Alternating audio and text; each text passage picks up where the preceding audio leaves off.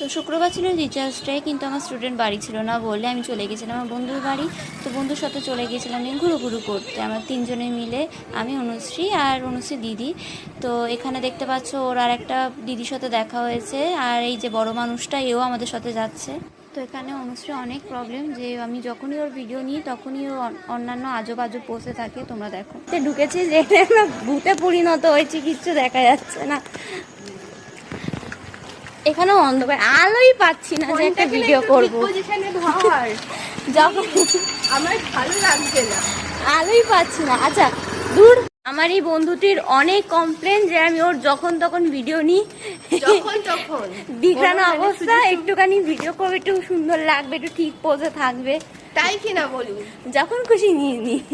আমরা এখন যাচ্ছি বেরু করতে, আমি পড়াতে গেছিলাম, তো যাদের বাড়িতে পড়াতে গেছিলাম তারা ছিল না, আজকে এমনি তো টিচার্স ডে, তাই ভাবলাম যে না, স্পেশাল একটা দিন। আমরা যখন ছোট ছিলাম টিচার্স ডেতে কত মজা করতাম, মানে খাওয়াবেন থেকে শুরু করে ভালো থাকবেন পর্যন্ত বয়সে চলে এসেছি।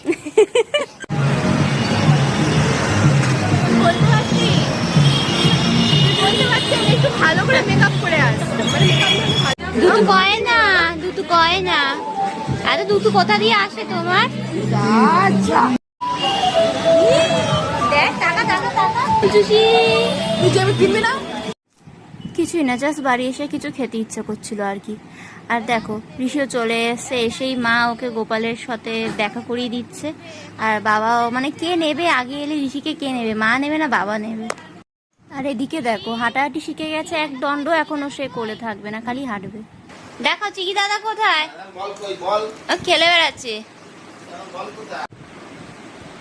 খাবো না আমি, যা খেলবো আমি, এখন এসছি, বোতল ফেলে দেবো, বোতল কাণ্ড করা দেখতে থাকবে। আর এদিকে জামাইবাবু খেতে বসে পড়েছে, এখানে আমরা একটু কোয়ালিটি টাইম স্পেন্ড করছি, তাই না রে বাবা? হ্যাঁ, এই চুল টানবি না, এই দেখ, সবাইকে হাই করে দাও তো, বলো হাই গাইস।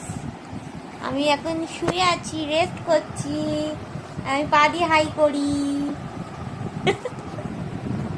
কি হয়েছে?